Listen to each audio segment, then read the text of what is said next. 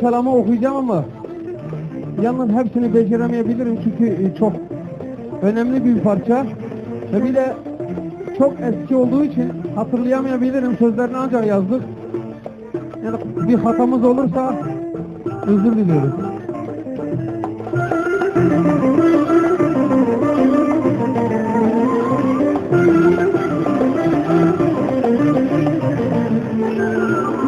Serin sulu bulaklardan, bulaklardan, serin sulu bulaklardan, bulaklardan, katar katar durnalardan, durnalardan, Azerbaycan diyarından, Çoroğlu'nun nigarından, size selam getirmişler. Şehriyarın şehrinden, Bakülerin diyarından, size selam getirmişler. Katar katar durnalardan, yeşil başlı sunalardan,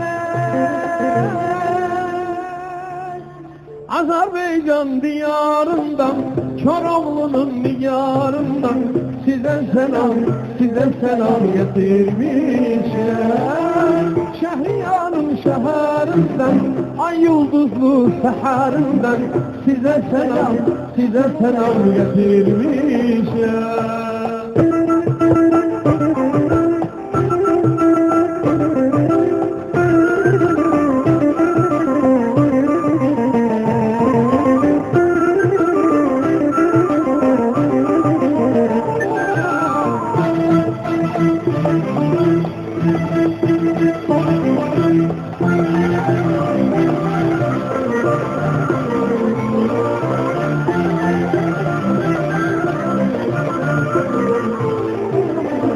Serin sulu bulaklardan, bulaklardan, serin sulu bulaklardan, bulaklardan, katar katar durnalardan, durnalardan, Azerbaycan diyarından, Çoroğlu'nun nigarından, size selam getirmişler.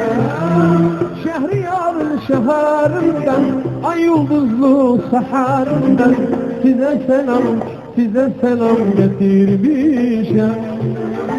Katar katar durnalardan, yeşil başlı sunalardan, katar katar durnalardan, yeşil başlı sunalardan, Azerbaycan diyarından, Çoroğlu'nun nigarından, size selam getirmişler. Şehriyarın şehrinden, ay yıldızlı seherinden, size selam getirmişler.